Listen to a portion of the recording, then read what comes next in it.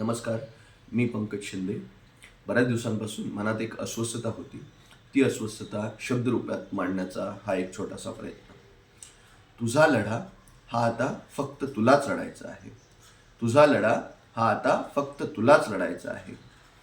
जन्माला येण्याआधी अभिमन्यूप्रमाणे नुसते चक्रव्यूहात घुसायचे नाही, तर ते चक्रव्यूह तुला आता एकटीलाच भेदायचे आहे.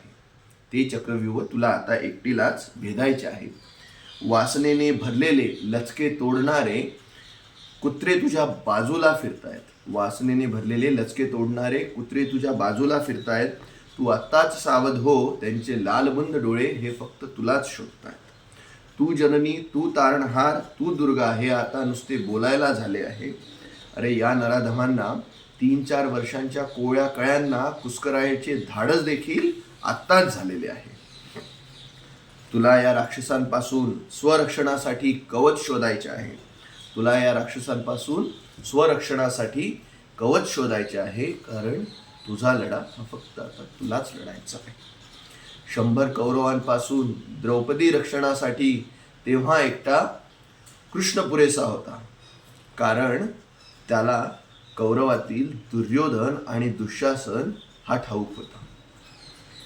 आता तुलाच तुझा कृष्ण बनायचे आहे.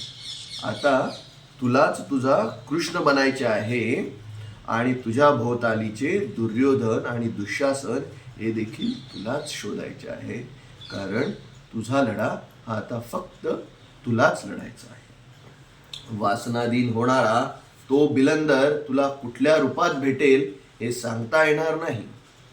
कधी काका, कधी दादा, कधी मामा या निर्मळ नात्याचा आधार घेऊन तो लपलेला असेल, पण तो बुरखा फाडून त्याचा खरा चेहरा तुला शोधायचा आहे, कारण तुझा लढा हा फक्त तुलाच लढायचा आहे.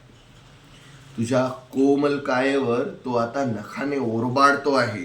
तुझ्या कोमल कायेवर तो आता नखाने ओरबाडतो आहे आणि हा सुन्न झालेला समाज फक्त उघड्या डोळ्याने तुझा छळ पाहतो आहे आणि मेणबत्त्या जाळून निषेध करतो आहे, फक्त निषेध करतो आहे.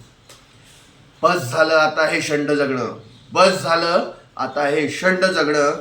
तुझ्या प्रत्येक किंचाळीचा येथे आता हिशोब व्हायला हवा आणि त्या प्रत्येक नराधमाला आपणच आता नपुंसक करायला हवा. आपणच आता नपुंसक करायला हवा. धन्यवाद.